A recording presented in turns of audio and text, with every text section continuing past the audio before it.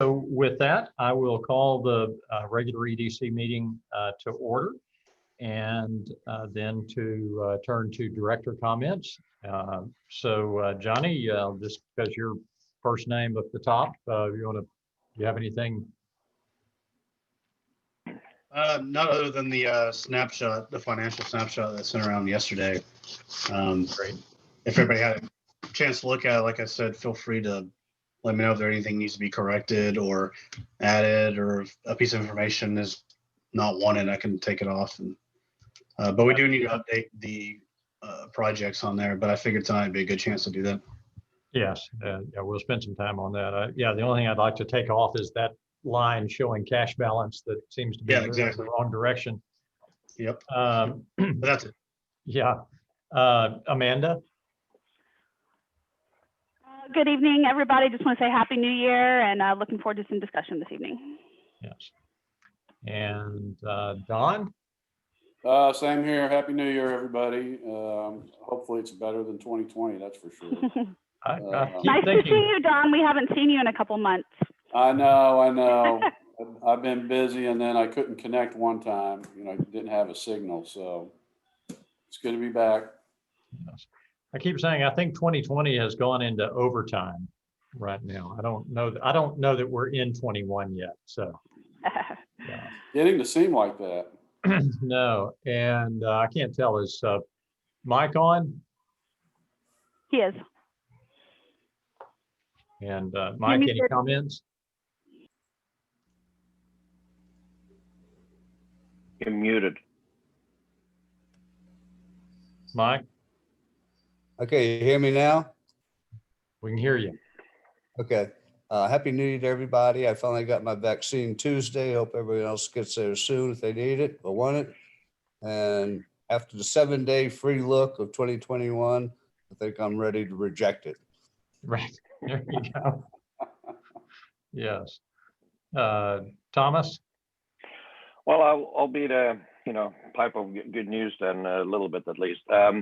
Frontier is putting in fiber internet on the island, and it is literally on the island. It's not the entire city.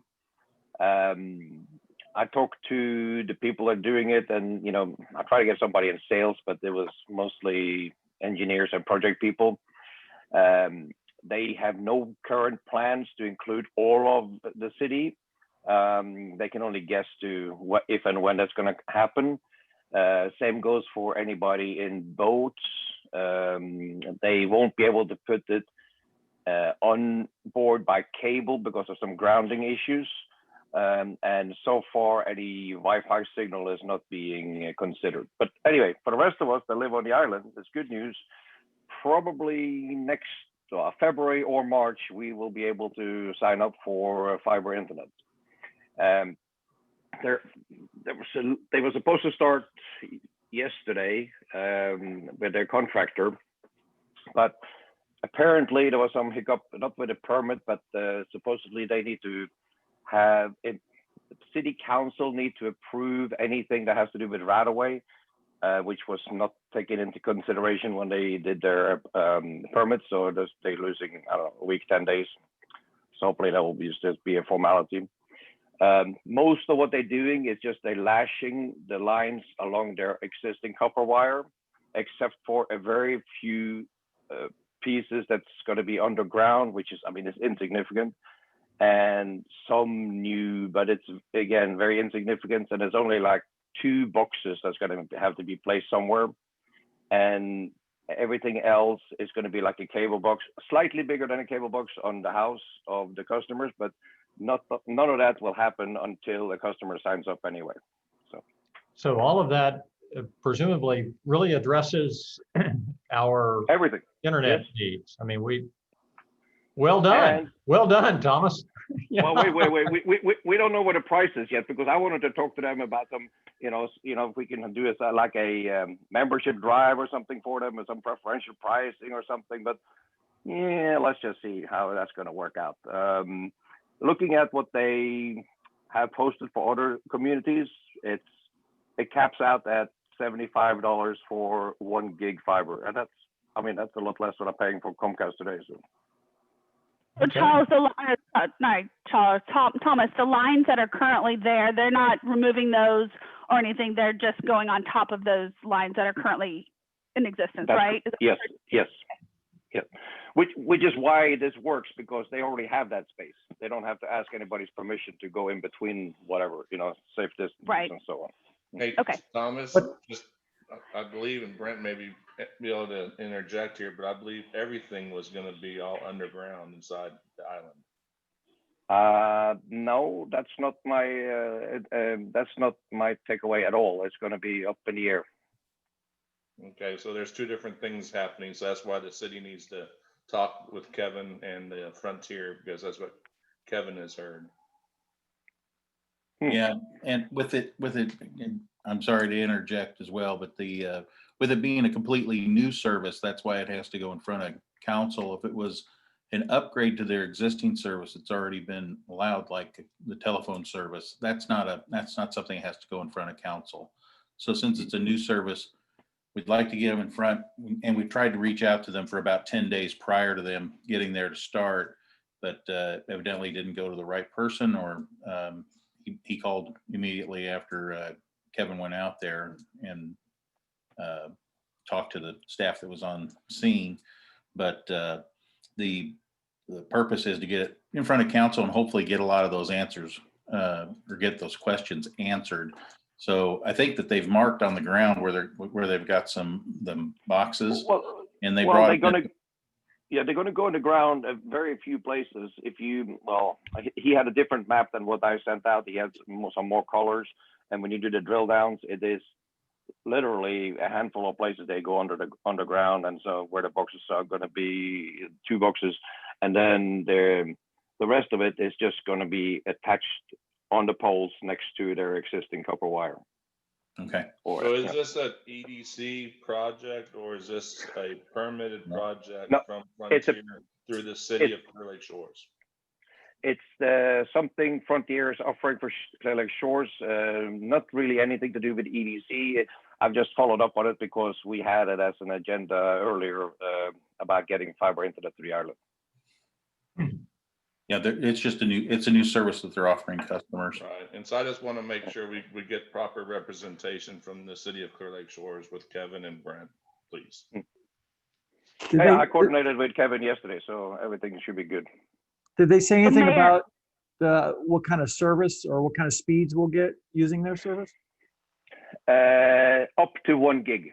I mean, there's going to be, okay, they don't really know or don't want to say exactly what it's going to be because they haven't been told, but everything they put in for other communities is 3 tiers. It's I don't know, I can't remember what the lowest is, but it's low. And then there's a 500 package and then a 1 gig package. And when I look at the website, what they offer other places, it's I think $59 for the 500 and $74, $75 for the 1 gig. Okay. And the cheapest one was $39. Sounds good. Well, thank you. That's really good news, Thomas. Thank you. And then Joe, any comments? No, other than Happy New Year, and to welcome Susan, our arborist, is here this evening, and later on, as we hit the agenda item, she'll expound on what's happening with our medjool palms. Yeah, and in respect to our time, we'll go ahead and move that up when we get through the consent agenda and let her address those questions so she can get on with her life.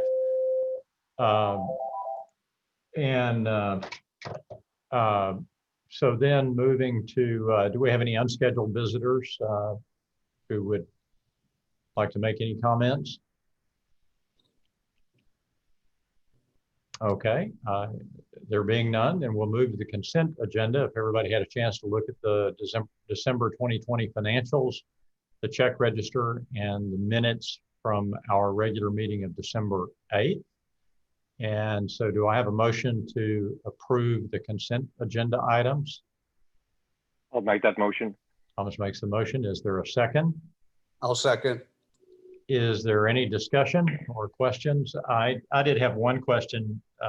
Brent, the check that was cut to Traffic Safety Corp, for 7438. Was that the crosswalk? You're on mute. Yeah. Yes, it was. That was the standards, the pole, and the electronics for the crosswalk. Was that is that the first half or second half, or that's the number and then we just have to pay to get it installed? We're jumping ahead on our agenda, but we're installing it ourselves, and I'm working to get the instructions. We were missing a couple parts that were supposed to be shipped. Yeah, I didn't mean to get into more. It was just from a cash availability or what the remaining obligation was. So, okay, so we have a motion and a second to approve the consent agenda. All in favor, aye, with also show of hands. So, aye. Aye. All opposed, nay. Appears to be unanimous.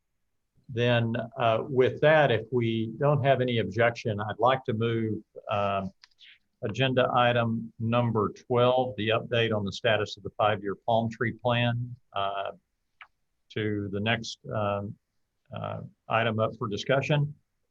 And Joe, I'll let you take that then. All right, everybody. This is Susan. Susan, say hi. Hello, everybody. Good evening. Susan is our arborist, and she's been making her way around the island. And of course, we had the one module that died, and now we're kind of focused in on trying to resolve that issue and seeing what the issue is and what do we have to do to make sure that the other modules don't die. So I'll take it away, Susan. Thank you.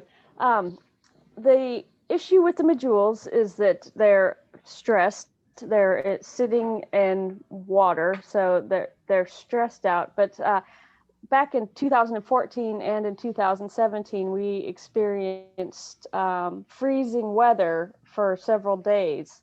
And all over town, not just in your neighborhood, but we've been seeing modules snap over in NASA, by Baybrook Mall. They look like they're fine one day and they snap the next. And if after a series of high winds and at the going the right direction.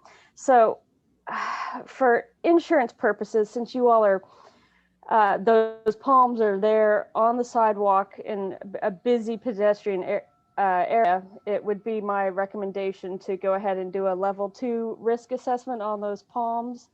And what we do is we go through and we test every square inch of the palm trees from the base all the way up to the crown and see if there are any areas of rot, because the tree tissue was soft when the tree fell over. So we can go ahead and check for all that and mark the trees that could be potential hazards. And that's really just, in the interest of public and human safety, is to make sure that none of those other trees are at risk for failing. Now, as you know, palms, they don't heal themselves like regular trees do. So once those palms have been damaged, there's very little we can do about it. And once they start to rot from the weather, there are insects that move in, and the borers chew through the tissue of the palms and help make the palm even weaker. So if we find that to be the case, we would recommend go ahead and proactively treating all the rest of the palms with an insecticide and possibly a fungicide to maintain the life of the trees. Now, if they do have signs of rot, there's really not much we can do except for recommend removal on account of the fact it's such a busy pedestrian area. And hey, Susan, just to clarify, so the palms that we installed along Clear Lake Road there at the entryway, those are on both sides, east and west side, those are all modules? Yes, sir. And when you say that they're standing in water, is that just because our water table is so high, and that's yes, you all have a very high, yes, you have a very high water table. And I'm sure we were out there right after it had rained, but I would recommend in the future thinking about re-landscaping those areas. The other thing that's going to be very helpful for those palms are cultural practices. you know, you all have spray heads that are, the water's hitting the trunks of those palms, which can weaken them. So I would propose taking all those raised sprinkler heads out and putting in drip irrigation that can run maybe once a week. I mean, really, once those palms are established, they only need extra water maybe once or twice a month, Wow. if we don't get any extra rain. So you guys are watering the foxtails and watering the drift roses, you know, which are pretty cheap, easy to replace. And the only other thing we need to watch out for is herbicide damage, and just making sure the guys are not spraying herbicide at the base of those palm trees. Susan, correct me if I'm wrong, but the Majules are a desert type of palm. Is that correct? Correct. That's where they grow. They grow out in the farms are out in Arizona, California, Florida. They're from the Middle East, so they typically hail from desert conditions. Okay. So, and then you sent something to the laboratory, right? Now, was that some kind of beetle that was right. infesting That is a borer, which we believe is a secondary symptom, that the borers are coming in and eating the weakened tissue that occurred because of the weather events that we had. And I'm still waiting to get confirmation back on those. But those borers are bad news. It's an ambrosia beetle. It's kind of like the pine bark beetle. And we're doing more extensive testing. You know, I don't want to wave red flags, but proactively, it would be good and not so expensive to go ahead and treat the trees with a systemic insecticide that would basically make the trees poisonous to any insects. Which may. I've got a question for you, like, Susan. yes, Don. Are you going to analyze the landscape material, the plant material that's existing around the area of the trees, and come up with a recommendation for maybe a different species that's more drought tolerant, one that doesn't require a lot of water? I will. I'm more than happy to suggest that. And really, those drift roses and foxtail ferns are fairly drought tolerant.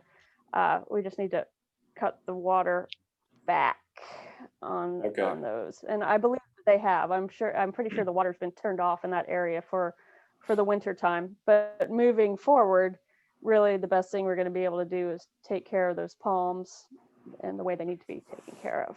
And I know we can go too deep into this, Susan, but the question comes to mind. I mean, and those are what do you think those existing palms are to replace each? Just a order of magnitude. Are those $5,000 palms or $10,000 palms? Somewhere probably between $7,000 and $10,000. Right. And so I don't know if we've got a dozen of those. And the question is, if you were designing this entryway today, given our climate, our conditions, would you spec Medjool palms there? And that leads to kind of the second question is, should we be thinking, I mean, we're going to throw a lot of money at trying to replace them as they die over time. I mean, should we be thinking about kind of the next generation design, which may not include Medjool palms, and move toward that? And because we can't afford many $10,000 palm replacements. Yeah. Well, if we can get in front of the maintenance and get the trees properly cared for, the Medjools ought to be good. However, if we have heavy ice storms or severe winters, there's not much that can be done to protect them. So they're not the best plant, but they are majestic. They're wonderful trees. And as an arborist, you don't ever want to plant all one plant. You want to have a diverse selection of trees, because say you do have an LA like you do and one snaps, then you're kind of in a bind. You've got to put another one back in there for the aesthetic value. Right. Either that or know that they may go ahead and do it, but just know that they may fail 10 or 15 years later, one or two of them, and treat them more like annual plants that are just going to have to be replaced. Right. Will Gotcha. you know whether or not the other trees have insects inside them? Is that Well, something you're be able to tell Like, through like I testing? was explaining, yeah, like I was explaining, I sent you all an estimate to replace the palm tree and then to do a level 2 risk assessment. And basically what we do is we go through every inch of those trees, you know, and and see if we can detect signs of rot or insecticide damage. But in order to do those tests, I mean, it takes time. You know, we have to, you know, really visually and manually inspect each one of those palm trees. Does anybody else have any other questions for Susan? Okay. Yeah. That's very helpful. Just a quick one. It's if can we sell them and put in something else? Is that something we should consider? Because this because they look nice, right? They look beautiful. That's on our, that's an agenda item later in the meeting to talk about cash flow, Thomas. We Possibly, I'm not going to say no. But know that those trees, once they're in the ground, have a 50-50 chance of survival once they're transplanted. So it's almost worth the time and effort and money. You know, once you get the crane cost in and the price of the tree, you might as well just buy a new tree that you get a 1-year guarantee with. That's, I mean, plus you'd have to find somebody that is willing to buy them. right. We need But I a suppose 10-year bumper to bumper. Right. And then as far as an update on the 5-year plan, I'll just do that real quick here. I've almost finished mapping out all the trees. Thank you, Brent, for sending over the utilities. And I think we may go ahead and just call 811 and have them mark the utilities just so we can be double sure of where we want to place the new palm trees. Okay. And the other thing I wanted to maybe propose to you all is whether or not where we plan to place the new trees are where we think they need to go, or put it out to the homeowners that own those pieces of property, and or maybe do a survey of all the homeowners and see which ones would be willing to or want the palm trees and would be willing to take care of them, and use that in the planning, use that as part of the planning process. So that's up to you guys to discuss. I mean, I can tell you where I think they ought to go, but it's a matter of, will people take care of them, or do you renegotiate your contract with Earthworks to see if they're going to maintain the new palm trees, and how all that's going to work out. So it's things to think about here. Because I mean, once we put them in the ground, you have to have a plan to maintain them. Excellent. Well, thank you very much, Susan. Appreciate that. You're very welcome. And please feel free to email. Joe has all my contact information, so please feel free to email me if you have any questions or. Jill, I assume you have the proposal for the second phase, because we didn't have that as an agenda item tonight, so we can't really vote on that, but we can. Oh, okay. The tree service estimate is a maintenance issue, and EDC probably shouldn't be involved in that. I'm sending it to City Council to be looked at. So that includes the phase 2. The evaluation and the report. I would consider kind of like a repair deal. So EDC doesn't want to be involved in the repairs. I completely agree with that thought process. And I just had one quick question for Susie. I wasn't able to get in, but as far as maybe another variety or palm, what would you suggest that would fit the criteria that we need? And we also are in an area where we take, potentially with a storm, we take a lot of brackish water, and they could be sitting underwater for a while. Right. Well, I'm sure that doesn't help them. Right now, without doing the evaluation, with just the loss of the one, my recommendation would be to go back in and put another one in just to make it look right. But moving forward, not doing that, or try to do some mitigation or soil amendments that will help. I mean, you guys have drainage holes in there. The area ought to be draining, but But yeah, if the quickest way to kill a palm tree is to have it sitting in water. So, but sables, the Mexican fans, all those coastal palm, they're probably the sables are going to be your best bet as far as being able to survive water, brackish water. Well, when we drove around and we saw the different palms, I had no idea how many there were, and of course you could name them all off. But I know that there might be another variety that maybe would be more resistant in that area. So. And the sable palm, Right. Susan, is a tall palm. It's just not quite as majestic as the medjool. Correct. Got it. And there are cheaper date palms that look like medjools, but they don't cost nearly as much. And I cannot think of the name of them right now. I apologize. But that's always an option too. Maybe they're called ZD palms, or they're not the true date palm, and they're not the canary palm. But I mean, you can tell the difference, but they still have the nice crown and the nice trunk work. So I will send a profile over to you guys so you can take a look at it and see if I can get you some pricing on those too. Thank you very much. Appreciate it. You are very welcome. Okay. Thank you, Susan. Great.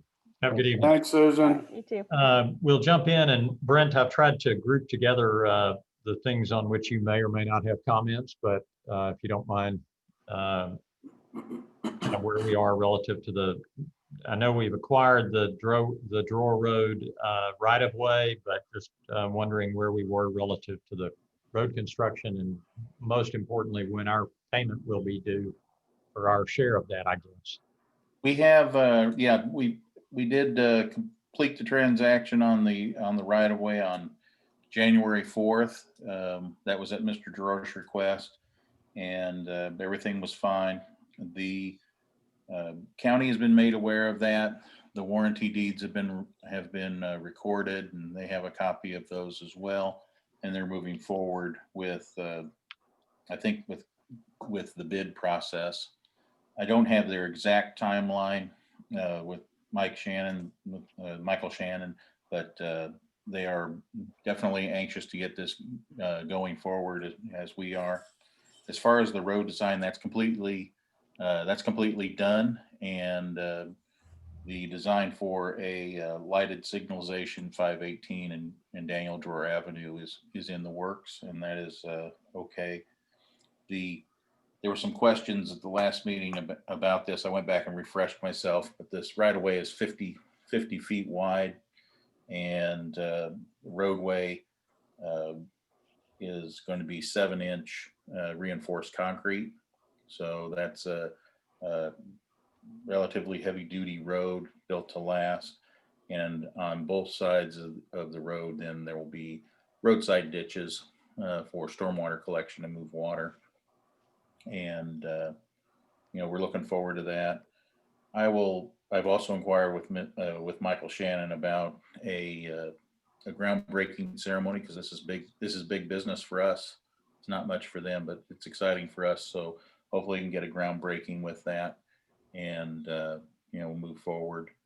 I did send him an email, and sometimes he's difficult to get a hold of, but I would expect an answer from him, and I can get the complete timeline and roll it out at a later date. If you had a rough guess, well, just no sense of when they'll look to us for our payment, and your expectation was effectively a prepayment or an escrow. Yeah, it was going to be probably a payment on the front end. However, I believe the mayor is going to try to talk to Daryl Atfell and explain the situation with our purchase of right of way, and the estimates that I've seen for construction so far are lower than than I anticipated. And Galveston County handles all of that, and they have multiple jobs that they can kind of reference and kind of figure out the cost of things and the going rate. But we're hopeful that maybe we can negotiate something, and that maybe our contribution has already been made. So we'll see if that's Hmm. possible. Wow. Okay. Be my hero. Okay, thank you. And so then relative to the Shell Bottom Park grant, Yeah, with Texas Parks and Wildlife, I've been in contact with my contact there, and she is the director of that. When I've been working on since about October, that was when the decision was made not to pursue some additional adjacent land for a parking area. And so I wanted to update the budget and the scope of work for this to get rid of that land acquisition, and then look at, based on a lot of feedback from citizens, residents, paving the entire parking lot as opposed to just doing sections. So I've added that in as a design change, and it has gone to their committee to be approved. And of course, their committee is also kind of like we are. They're working virtually, so they're scattered, and they get together and review these things. She anticipated in the first part of December that it would be in January, and I've reached out to her a couple times in the last couple weeks, and I think it's slated for the end of January for them to have an answer back to us. We're not a huge project, so it's relatively simple, and in the final scope of work versus what was budgeted up front for the whole project, it's very similar dollars wise. So I don't anticipate any problems there. I still want to have their approval prior to going out for our engineering, our sealed plans. And I do have a proposal from Shellmark Engineering that does that kind of work on, coastal boat ramps, came recommended, and I have that in hand. So can't remember the exact number, but I thought it was reasonable. and we'll get into the timing a little bit more, but just would there be a problem once they've approved the grant? Is there a time limit on that we have to have spent the money by a certain time? They would like to have, they want to have all of these completed within 3 years. So I think as far as No, not right now. I'm on a Zoom meeting. as far as the ticker is timing, I believe that we're looking at, they want to have it completed by 2022. So I think that's reasonable based on the number or on the scope of work that we have. And is the boat ramp is usable at the moment? The ramp is usable, and of course, part of that courtesy pier was struck, and it cracked a bunch of supports underneath, and we taped off the end of it.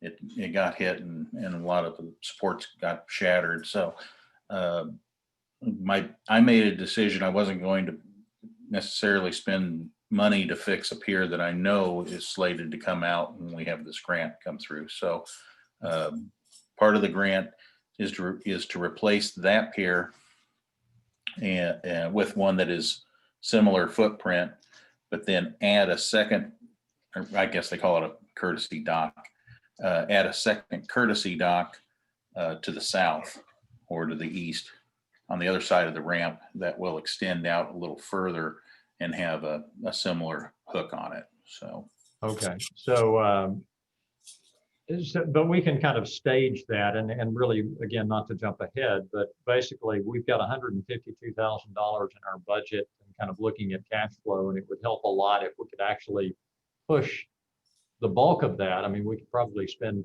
$50,000 earlier in the year, but if we could push the bulk of that toward the end of the year or even into 2022, it would help a lot, I think, on some of the cash flow constraints that we have. So that's helpful. Thank you. Yeah, I agree on that, Charles.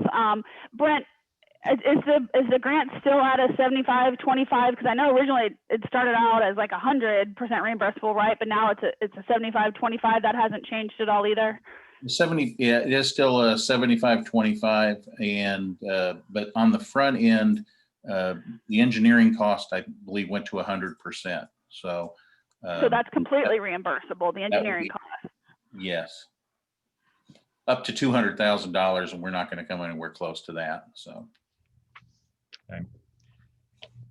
Okay, and so then on the pedestrian crosswalk, On the pedestrian crosswalk, missing a few pieces and reached out to them to get that. The other thing they didn't send me was instructions. So I'm not an electrical engineer, but it does seem to be very clean and it's very component-like.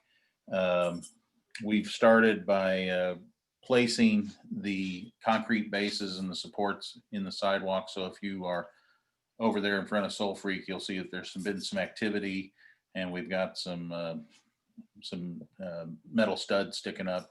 So working on that, completed, I think one, we'll probably pour one tomorrow. So we're doing that in-house. It's going to be a neat system. It's going to be, and we had to relocate some additional signage because it was kind of getting cluttered there. So I moved a bridge sign, and we moved a turn lane sign that was on that corner a little closer to the intersection. So you have less, I guess, visual noise.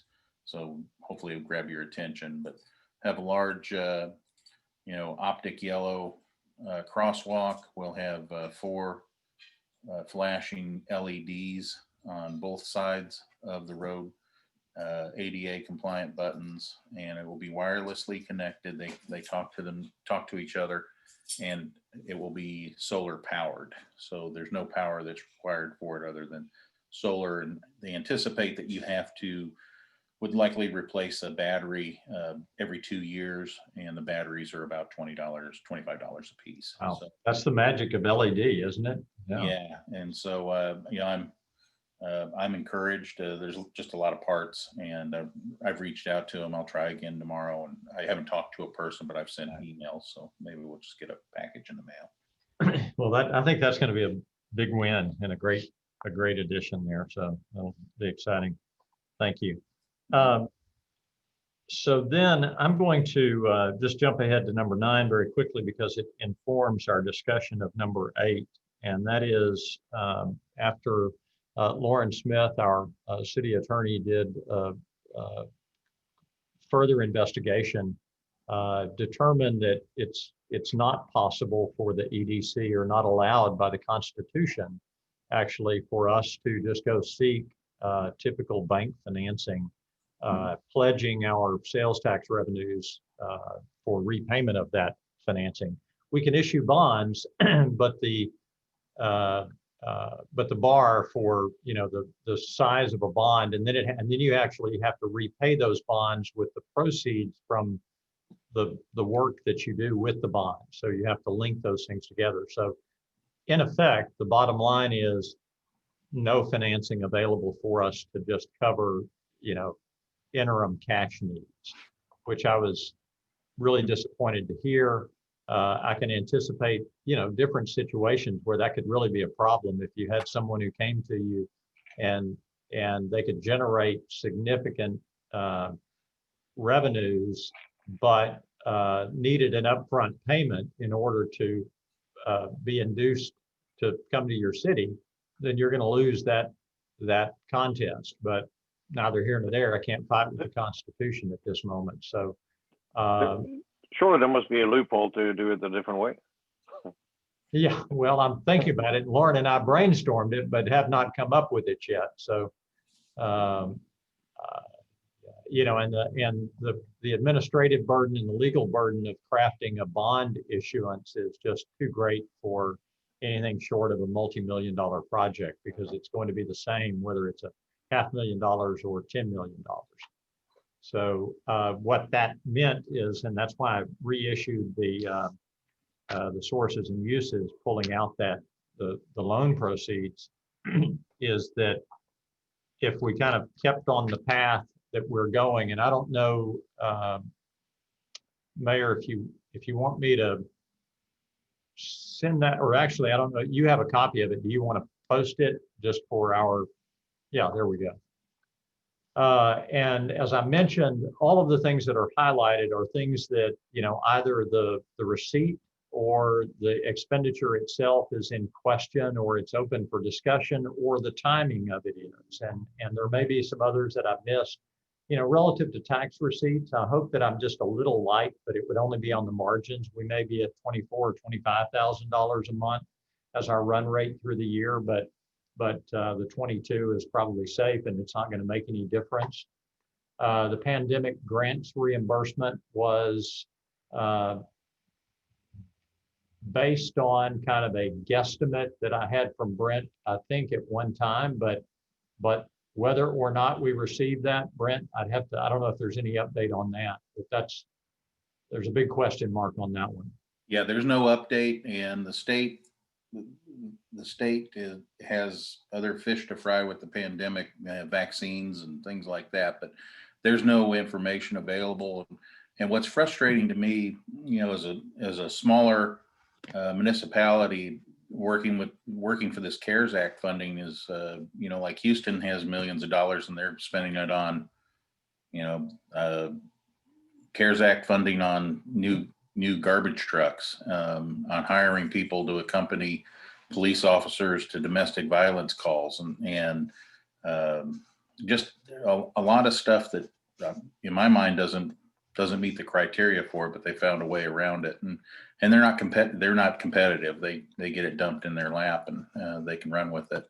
So we're a little different. We're, so much was sent to Galveston County and then it's split up among the municipalities based on population. So we're working that, continue to work with emergency management and trying to talk to the state to see. Yeah, but if I were sitting here looking at just a budget, I'd probably take that out and Mayor, if you want to just do that in the Excel spreadsheet, just zero it out. And if we get it, it's bonus money. But for planning purposes, you can see what it does to us. Yeah. And then we move down to the parking lot lighting and the parking lot landscaping. The lighting is probably a life safety issue. That may be a little early, given where we are with Galveston Bay Beer Company, and not to speed ahead on Johnny on that, but the reality is we don't know where we are. I don't know if they've actually closed the acquisition of that building. I'm working with, Johnny and I are working with Lauren on the licensing agreement. It's gotten a little bit complicated because it turns out we don't actually own the Lee tract yet. That is a ground lease to the city. And so we'll have to amend our agreement with the Lees, and that's requiring us to get an updated survey and a meets and bounds description of the licensed tract, and we're in the process of doing that. But in the meantime, I've not reached out to Galveston Bay Beer Company, so I don't know where they are. At the same time, they're not reaching out to us. But because we want to modify the lighting plan to accommodate their needs and what they end up doing, that's probably going to slide, but I don't know that it needs to slide or it needs to be paused indefinitely because we've got a life safety issue there, I think. So Charles, were you thinking of having that brewery kick in funds to help assist in that lighting? We haven't had that conversation. We'd initially talked about giving them a $75,000 grant, and then we pulled that off the table. Now in conversations with Lauren and the complexity of this license issue and the idea of keeping them under 50% liquor sales, but if they were to go over that, it would trigger maybe a purchase right / obligation, or we could pull that right. That looks like it's going to be problematic to create a mechanism. So what we may end up doing is simply having a license that is conditioned on their not exceeding 50% in sales and in liquor sales. So that would be a hard stop. So they'd have no mechanism to buy it then. So we may have to pull that off the table. So okay. With all of that, I'd hate to go back and say, one more thing. Right. Yeah. But where the lighting comes into play is one of the lighting poles was dead center in the easement that they're asking us for. So that's why the brewery was tied to the lighting conversation. Oh, okay. So Brent, I mean, I agree, Charles. I think we have a life safety issue, and that parking lot's going to be used just more. I mean, it's used already for all those businesses up there. But I mean, okay, I've sat on the other side, and I know what the city budget is. But is this something that the city, that we can partner, we being EDC, can partner with the city on? I mean, is there somewhere down in some of these projects that the city can contribute as well? Is that a possibility? Anything's possible. I don't know at what level, because right now I'm juggling the projects and trying to keep them under budget. I anticipate coming in under our budgeted item, or what we budgeted as far as the accepted budget, on probably like the pool plastering and some other things. But then the city also has to absorb some additional costs, like for the video cameras for the police department. That was an unbudgeted item. And so that's another life safety thing. I'll have a better idea once some of these projects flesh out and we've got our firm number.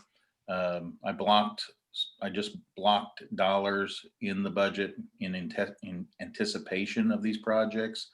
And I think that is possible. I am also looking at utilizing maybe some of the rainy day funds for some things that are unanticipated, and that's what it's for. And we don't want to get in the habit of working out of the EDC's pocketbook any more than we want to get in the habit of working out of a rainy day fund. Right. No, I get that. But these things are priorities, and they do need to be addressed. And so I think that's, possibility of, yes, the city contributing, but that would be a discussion for city council and for me. Absolutely. And so, Charles, these projects, are these listed in our priority level? Like, so are we saying, is that how these are listed here? Are we saying the parking lot is our highest priority, or is this just? No, there was no particular order here. It was just how they came out. I think for me, that would help to kind of figure out where we cut, so that we don't have these negative balances if we can't have, secure this type of loan thing too. And I don't know, I almost feel like maybe there is, Brent, some joint conversation that needs to happen with city council to understand a priority level, because these are kind of shared projects in a way.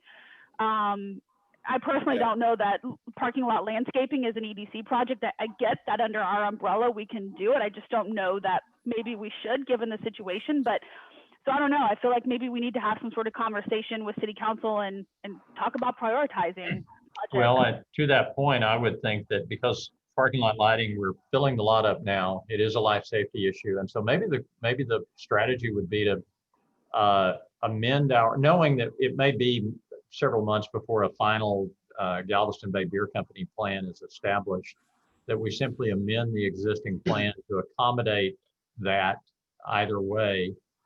And then we could look at least kind of a minimal approach and go ahead. I hate not having any lighting in that parking lot. No, I agree. I think lighting is top, is one of our top priorities. I'm talking about the landscaping piece. I don't know. I think the landscaping is a 2022 high priority. Yeah, project. Or a city thing or something, further on down the road. Yeah, but I agree. Lighting we need to complete. But again, Brent, once you look at the numbers, if there's some sort of shared piece that we can do with the city, I think that might be a good approach as well. But is it only the EDC that has a cash flow issue, or is it the city as such also? I mean, we all the same group, right? Eventually. Yeah, except our cash flow was really, it was a function of our pandemic response, a $300,000 right-of-way acquisition that we did not contemplate, and then what was our contribution to the city land acquisition? The city hall? 150. 150. So you talk about 400. That's $700,000 of, we just they were all meaningful and important. And then on top of that, that triggers going ahead and spending the 350 that we have in the budget for the actual construction. Now, to Brent's point, if he pulls a rabbit out of a hat and somehow that number gets reduced significantly, then it cures the problem. Yeah, that's kind of our trigger number, is that project, really. I mean, that's what's going to I won't say make us or break us, but at that point, everything's kind of come to a head, and now it's kind of hinging on that. And I want to make sure that we have the money available for that, because that is, in my opinion, also high priority. Right. Why doesn't EDC borrow money from the city? I think that's allowed. And the city has plenty of cash and they could pay it back. I had a What we can do- comment what we that's can do. related to all of this. The $350,000 for the drawer construction. This is a long time ago when we approved this. So, someone may need to jump in, but I think, the EDC made the commitment that we would cover it. Cover Clear Lake Shores as a whole's end of it. But we always talked about the city and maybe even roads and drainage helping contribute to that. And it's even on that financial snapshot that was created years ago on the very bottom, if you look at that asterisk. But we never really discussed it after that. Well, I think Richard's on here, but you can only use roads and drainage funds to repair or replace streets, I think. I don't think you could use it to build, additional streets. I think there was some sort of component where the city was, or at least we talked about, the EC wasn't necessarily going to be on the hook for everything, but we had to, vote that we would if we had to be, is what I remember. So just something to keep in mind. So can you hear me? Yes. All right, thanks. Just on the lighting part that y'all dove into that pretty far. I was actually going to request that we move that up or activate that a little bit faster, just because of the life safety issue. It's pretty dark over there, and I've had a lot of complaints about it. And with everything going on over in Kima, I think that's something that we need to hit pretty quickly. Something that we could take back also to Plaza 10. They have some funds, and maybe that there was an opportunity there for us to use some of those funds to help out and get this through. And again, I'm trying to work with getting and meet with Daryl about the other 350, because Kima, decreased their amount because they used their funds for the bond issue on some other roads already. So I'm gonna try to meet with Daryl and see if that could be covered differently, but still, that's yet to come. And so, Mayor, then on the parking lot lighting, if we could go back and just look at our options for leaving some flexibility, Don, on the design, maybe we just sleeve over to not put in the pylon or whatever it I was looking at the poles are in the easement. I was looking at the drawings on that, and so what's the big deal if we go ahead and put that pole in? There's a lot of boardwalks that have lights with poles coming up out of them, and people just walk around them. That way we can get this project done. Yeah, at our last meeting, Brent kind of talked about it too, looking at seeing if he could just terminate that somehow or another, because I think they were going to have a covered. They were thinking about maybe a covered patio, I think. So I think it would be right in the center, but we could just sleeve over and make that decision later. And the worst case is we've got one little area that's a little darker, but everything else then would be well lighted. Yeah, just you can go ahead and terminate it and worry about that one. Yeah. I think the problem was they were using that light as part of their trunk line. So they were going to that light and then to the next other two lights. And so you'd have to have separate trunk lines going out there, which increases your cost. Okay. Without the plan in front of us. Don, do you want to take the lead on it, on kind of looking at the design on that? Yeah, I haven't seen what the brewery's proposing. I know we have the original layout, but I don't know what I guess there's an easement that you guys were going to grant them. Is that? It's the section just north of the body shop. So if you just carry that all the way to Aspen. Exactly. It's 24 by 100. It's like 8 parking spots or something, right? It's not a lot. Yeah, so I'll take the lead on that. And I'd say just call an audible on the design adjustment and let's get a price on it. And then maybe we bring it back next time for approval and yeah, if you can just forward me over the information that you have, I guess, from them, and then let me kind of overlay that with what we've already currently have designed and see what that does to the photometrics and then the design calc. So, We'll do it. Okay. and that way, you know, at least we can, do we have numbers? If that was, Brett, has RFP gone out on that? No, it has not. And the reason is I didn't want to get an RFP for what we have designed now, knowing that had a potential change. Now this, with Galveston Bay Brewing Company, it's kind of stretching out, and, you know, I get feedback too, and it's dark and it's a safety issue. And Yeah. maybe there's a way to skip that one light, you know, put it in the ground, do whatever they have to protect it, and have it there so that when a final decision is made, it can be activated. But maybe this is also something that could be handled with Galveston Bay's design when they finally build out that front, that they can be responsible and put some downlighting Good idea. for that parking lot. That's a great idea. Yeah, do they have anything schematic wise that they're looking at, that they're considering? I've not seen it. The only thing I've seen from Galveston Bay, and I think that's all of us, is just kind of a conceptual drawing, but it puts like an entrance, a door right where that light pole would go on that outside edge, and or a pylon and a pole, and then the build out. And I didn't know if it had, I would imagine it would have shade because just our location, but it looked like it was an elevated deck. And so, Well, it'd be good if we could go with just the two, and then I can get with Derek and see if we can put a light on the back of his building to light up that back portion of that parking lot. Yeah, I mean, it could be mounted to their building for that fact. I mean, we don't necessarily have to have a pole if we don't need one. If there's something there that's an existing building that we can mount a surface mounted light fixture on, then that'll work just as well. That's the least utilized section of the whole parking lot too. Yeah. Yeah. And knowing what it's going to be used for, might be a completely better option. Yeah. Okay. I like it. I got it. We're gonna take and push the landscaping out just as far as it needs to go. That's to be discussed later.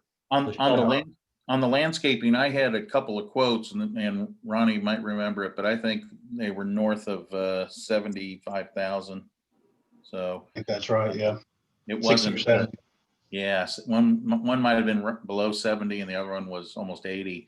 So it's not an inexpensive thing. Now that, of course, can be scaled back, but just so you know what numbers we were looking at. That was based on the $70,000 design. I think we're talking about the $50,000 design now. Okay. Yeah. It sounds like we're not paying for Majoules anymore too, so it may go That's down a right. little bit. Yeah.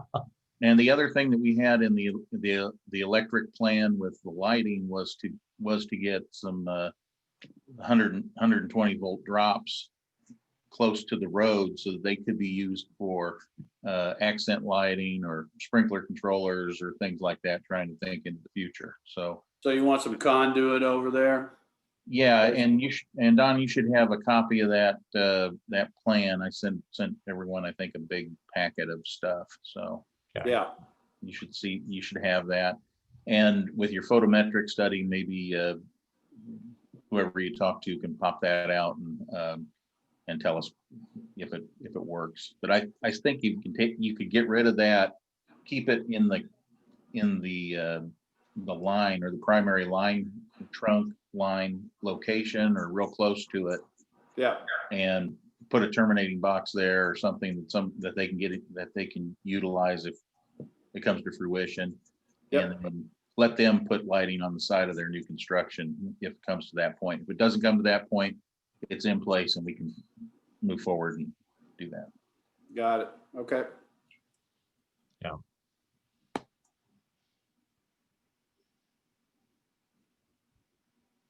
And it looks like the answer to that, Mayor, would be yes, I think, based on what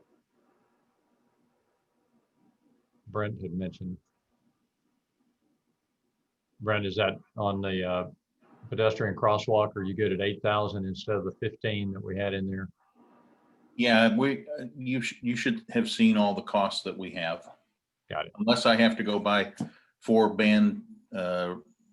little bands to hook up a LED light and figure out how to buy keys for the control box. That's what I'm waiting on. Got it. And other than we'll be pushing out the Shell Bottom Park improvements, though, I guess, Brent, at some point, maybe this is the city, if there's some portion of that we need to do for just baseline aesthetic or life safety reasons or utility, we may look at that. But, for the most part, we don't want to go spend $152,000 way at this point if we can avoid it, because it obviously has a pretty material impact on our cash availability. Well, is that really an EDC project as well? Just asking that question, because when we started these conversations, Brent, I thought that was a city project, and then it ended up with the EDC. So, I mean, I understand there's a large chunk of it that's reimbursable, but to your point, Charles, it's a big chunk of money, to take out, not knowing when, that reimbursement might come into play. It may make more sense to go ahead and run that on the city side, and again, utilize the rainy day fund and get that in front of it. And then it's it has to be, paid out, but then it can be reimbursed back. And then on the tail end, EDC could pay the remainder, transfer it to the city for it. So maybe it's not a cash issue for EDC, but they've contributed like they signed up. And then, Mayor, we'd need to delete the 114 grant that we have in July or at least slide it out so that if we're not getting it in advance of the work. I think we have to front the work, don't we, Grant? On the, I can't see the screen, but on the Texas Parks and Wildlife? Yes, yeah. Yes, yeah, that has to be paid out and then it's reimbursed. So that's not, you don't receive an invoice and you say, okay, we're going to pay 25%, you pay 75%, but we have to pay it all. And then you wait on the state to reimburse you. Got it. Okay. Then, we don't have to drag through everything else. Obviously, we've got some optional things. The marketing clearly is a to be determined. I think the Marina Bay median palm replacement, we've already spent that, haven't we, Brent? The palms that we replaced out front. We've not replaced the palms out front. I got pricing on them, and that went into a holding pattern with the palm tree assessment and the planning. Can we can push that out, or What about the arborist paying for them? I think that you can push out your palm tree clusters out on 2094. Yes. Is that money for the arborist included into that number? No, the arborist is something totally different. Okay. What I did is, Would that be something the city would pick up anyway, the arborist, since that's more of maintenance? well, that's what I was looking at. That EDC took the initiative to have this initial kind of study done to evaluate the longevity and plan of the palms. But yes, I think that would be a city function. I would think so. Problem is EDC takes all the initiatives and then they volunteer to pay for it when it should be the city taking the initiatives and paying for it. Well, some of that honestly it was a little easier to do that when we had cash. And Exactly.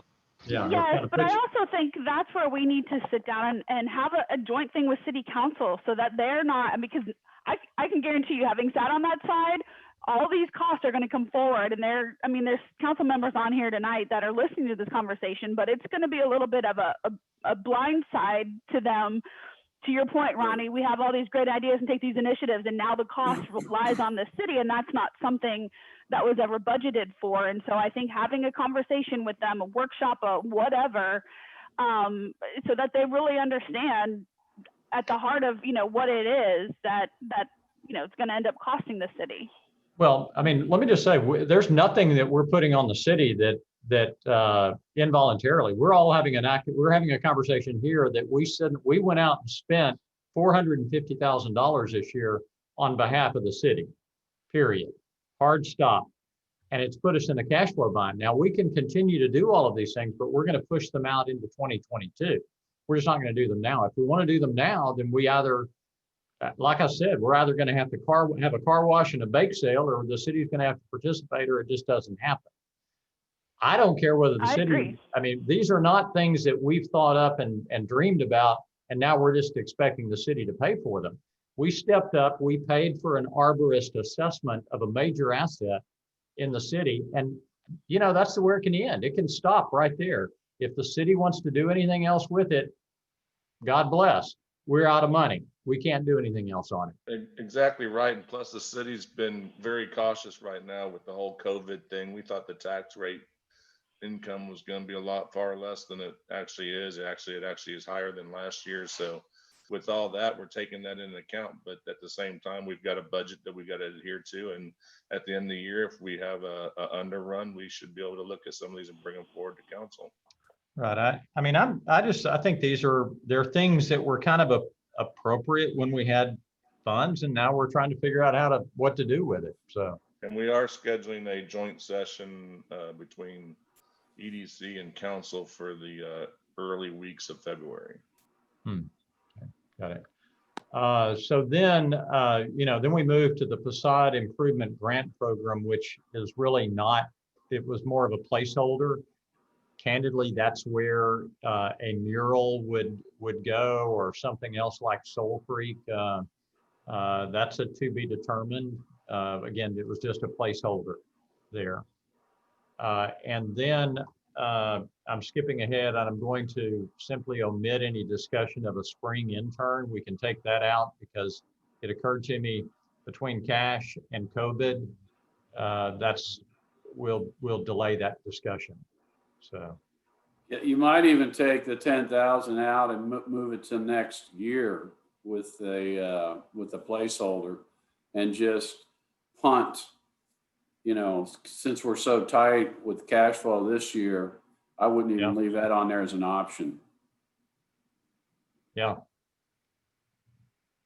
Are we looking for the city to come up with ideas of what they should take over, or are we going to try to push some of these issues?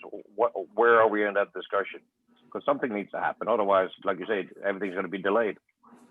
Well, we've got 100 and, well, let's say we can still move I'm looking at kind of our lowest cash balance before we get to the Shell Bottom Park improvements, which could still be pushed forward. So we're $90,000 light there. So if we can improve our drawer construction position, that'll help. I mean, if that were 250 instead of 350, that covers it. Otherwise, if we look at the parking lot lighting and we can, you know, that number it's a hard 100 at the end of the day, then we may turn to the city and say, you know, we simply don't have it unless we can get that 350 down to 250. Is that drawer construction number a order of magnitude number, or it's not hard bid number, is it? Or is that from the county? Gave us that, an estimate. That was the county's original number. I don't know. I frankly don't know what the origin of it was. Brent, did you? Yeah, it was the original when they planned it. It was an estimate, construction estimate. Okay. But we'll be going to bid and anticipate it's going to be less. And that's one of the questions I'm meeting with Daryl with. I mean, like Brent was saying, you know, originally $1.2 million estimate, but now it's coming down around, I think you said 850K. So with that and our portion shared across with Kima, if Kima's getting decreased by a certain percentage, then Clear Lake Shores should also receive the same treatment. Right. I think the original bond election had $400,000 budgeted in there for this road. Yeah. Our portion. So I think the two levers here are really the parking lot lighting and the drawer construction. We need to kind of pin both of those down, and then I think we can make some decisions. The rest of it's all on the margins. for Yep. short-term cash flow. Yeah.